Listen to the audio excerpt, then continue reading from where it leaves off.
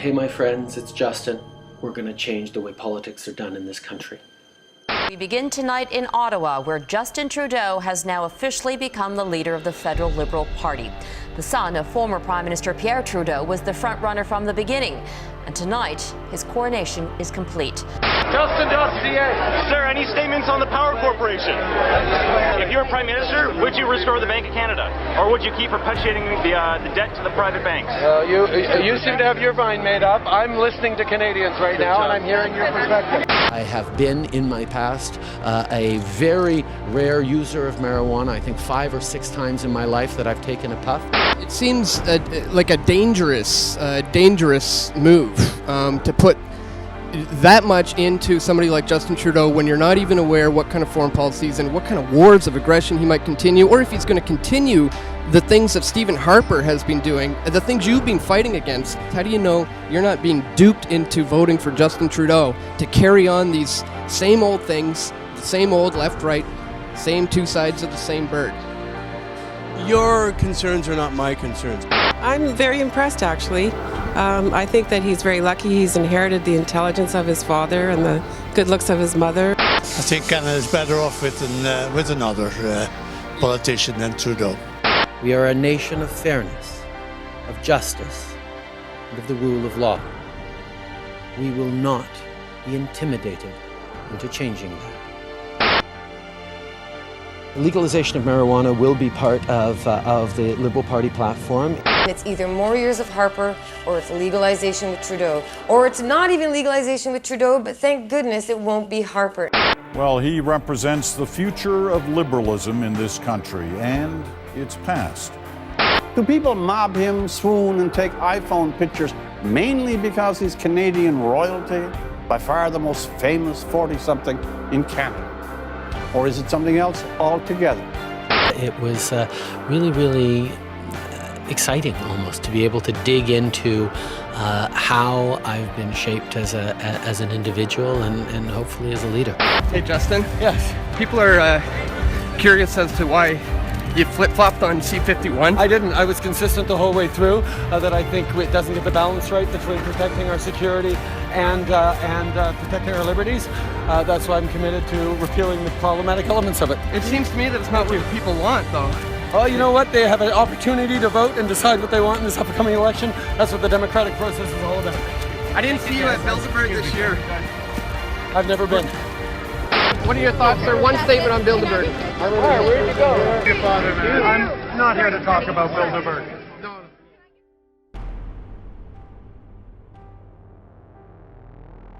The only really important result is that we get a Liberal majority on October 19th.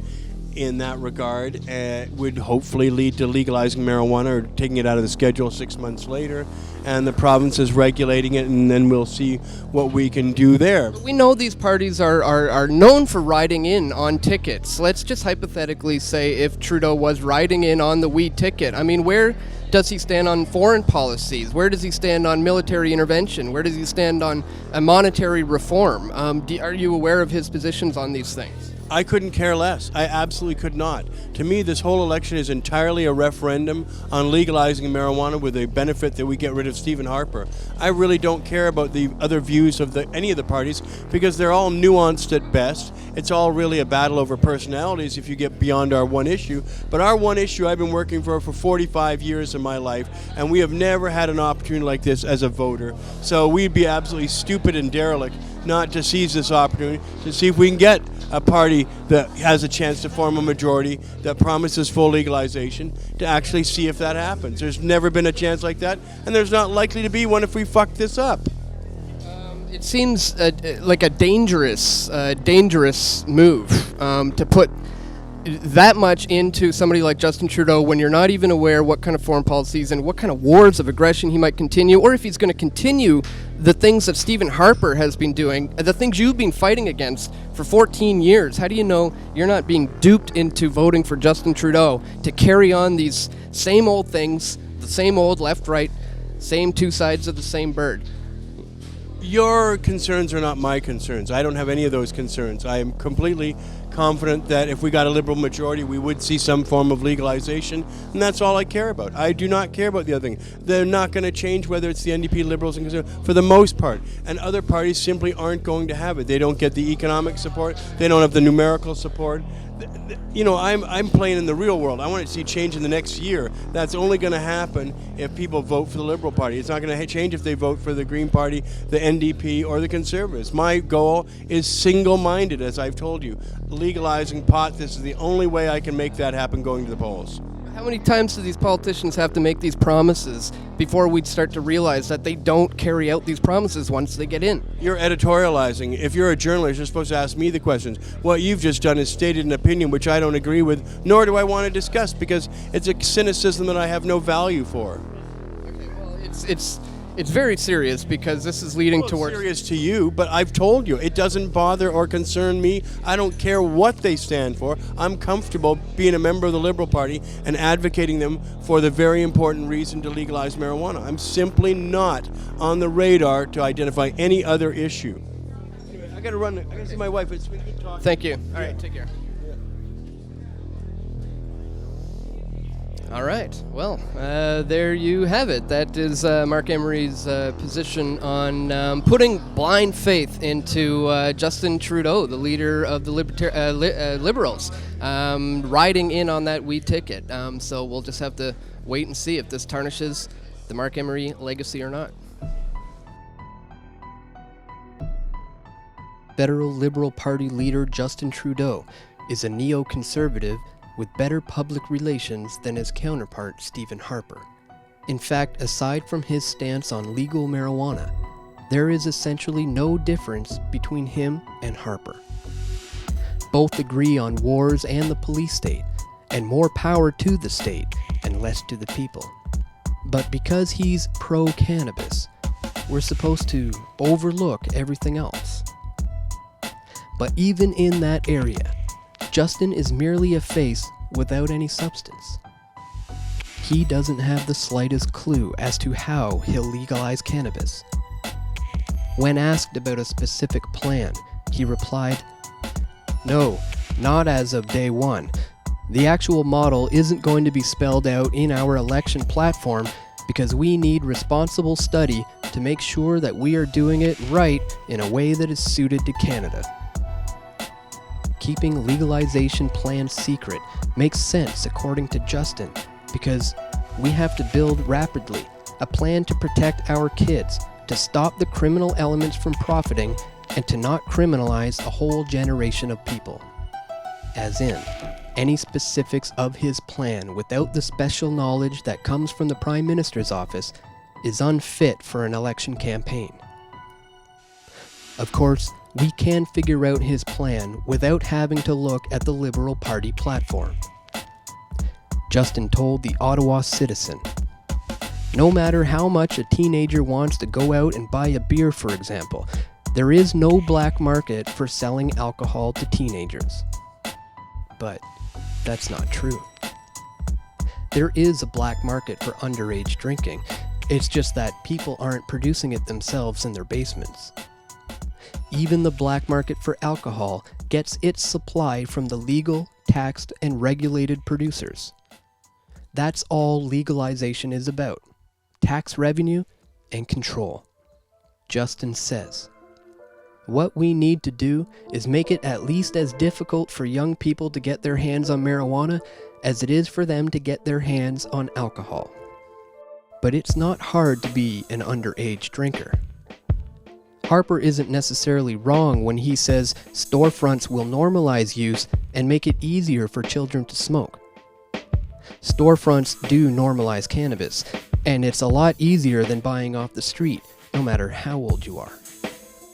Justin goes on to say, "If you regulate it, if you control it, whether it's working with the provinces, which we'll have to do anyway for the equivalent of a liquor control board to sell it, whether you pick and choose particular outlets that are allowed to do it, the carding, the making sure that penalties for selling to underage people are significant and the returns just aren't there, combined with the public education campaign around being responsible, is going to go a long way towards protecting our kids and preventing criminal organizations and gangs from making the millions and millions of dollars that they do from pushing this illicit substance.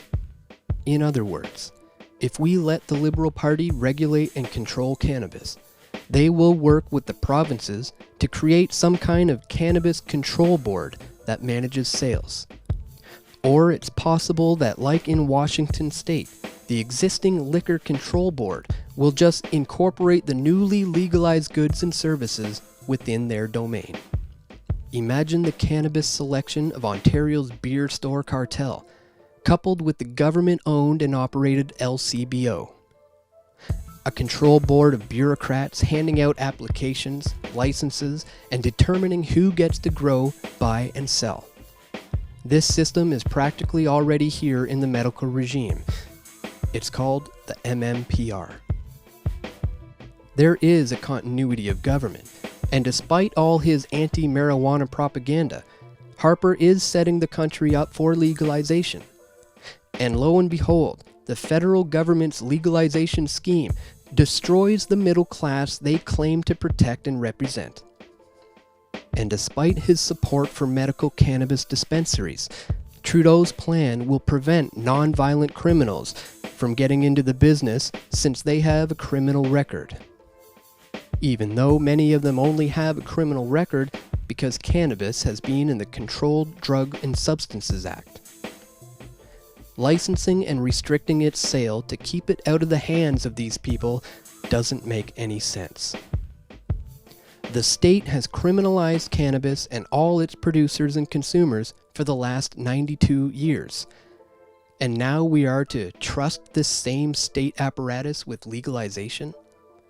Keeping it out of the hands of criminals literally means keeping it out of the hands of the criminals who have been safely producing BC bud without any help from the government. Legal cannabis is taxable cannabis. It will take revenue out of the hands of organized crime and transfer it to the larger apparatus of organized crime, the federal government. Justin Trudeau and Ontario Premier Kathleen Wynne are ideological allies. If you want a preview of a Trudeau government, look no further than the neocon foreign policy of Harper, mixed with the domestic eugenist program of Wynne. But in regards to cannabis, we need to look no further than the Ontario alcohol model and Kathleen Wynne's refusal to change the status quo.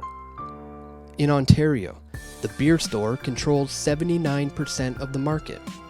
The rest of the market is divided between the state-owned LCBO and independent breweries. Like BC's independent farmers, these breweries have little capital and distribution reach compared to their corporate competition. The Molson Coors Sapporo cartel control what is on the shelves at the beer store. The breweries that aren't a part of this cartel are at a competitive disadvantage, and not because of some free market, but because of prohibition-era rules and regulations that are there to protect people from themselves. Ontario's beer cartel charges independent breweries higher rates to stock their products on the beer store shelves. Independent breweries must either hike their prices in order to justify the higher rates and attempt to make their money back, or take a loss at the expense of having their product sold alongside corporate beer. But just like Trudeau said, if someone wants to brew their own beer or make their own wine, they're more than welcome to. But the vast majority of consumers are happy to go to the liquor store. Which means, maybe you can grow 1 or 2 plants, but in order to be a legal marijuana producer, you need millions of dollars and the right political connections. The Ontario cartel always ensures that their shelves are full of corporate GMO beer. They get away with this using the same kind of licensing and regulation Justin Trudeau advocates for cannabis. The goal is always to corner the market and price out competitors. Can you imagine a scenario where a top few producers supply 80% of cannabis in Canada, while BC farmers, the original growers of BC bud, are priced and regulated out of existence. Yes, we may be legal according to Justin Trudeau's standards, but what is the point of being legal if the market is so rigged that competition is impossible? The only thing that separates Justin Trudeau from the other candidates is his stance on legalization. But what Trudeau is advocating is not the end of prohibition, it's just a different version of it. There is a continuity of government, and legalization is a foregone conclusion because the people are demanding it, and Justin Trudeau as well as the power elite see their opportunity for more control. It doesn't matter who wins this election. It's not the vote that counts, but the one who counts the votes.